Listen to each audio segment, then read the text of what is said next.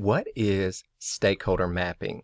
Well, this is a part of stakeholder analysis whereby you're trying to identify the attributes or characteristics of stakeholders in the organization. So with mapping, you're trying to create a visual depiction. That is, you're categorizing the stakeholders in drawings or other visual representations based upon the stakeholder groups they're in, their interests, the power they possess, how likely they are to exhibit or show their power in a given situation, and how you should deal with them within the organization.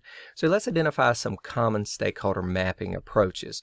The first is the actor influence diagram, and basically this tries to capture the existence of formal and informal relationships within the organization, that is, formal and informal network of relationships, so that you can map how these actors or these stakeholders can either directly or indirectly influence each other.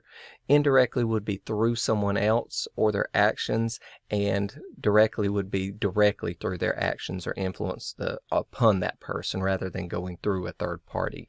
So once again, it helps you understand the social dynamics and the network of the organization.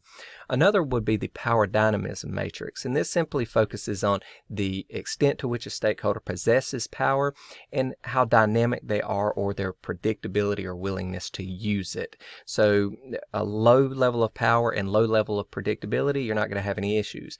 High power, high predictability, this is going to be a dangerous scenario for the stakeholder exerting some level of power, but it's predictable, so you can manage it.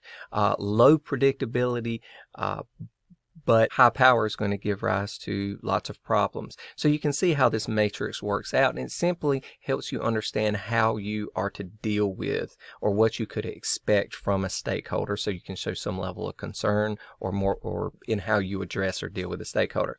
Now, the power interest matrix is very similar, but it focuses on what is the extent of stakeholders' power, but also how likely the stakeholder is to use that power based upon the extent of their interest in the organizational objectives. That is, how the level of involvement they want to have. So a high level of involvement, high level power, you have to make certain that you are addressing these stakeholders' interests, because they're more likely to exert that power in that situation.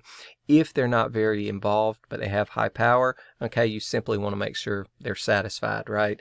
Low power, low involvement, there's going to be minimum effort to appease or to address the stakeholders' interest.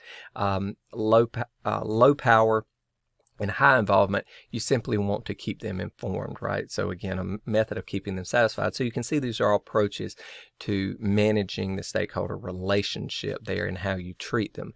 So this is, in summary, stakeholder mapping. These are some common approaches, but as these approaches demonstrate, you're simply trying to categorize the stakeholders according to certain characteristics, usually interest and power, and identify, some visual form for understanding how the organization is going to deal with them.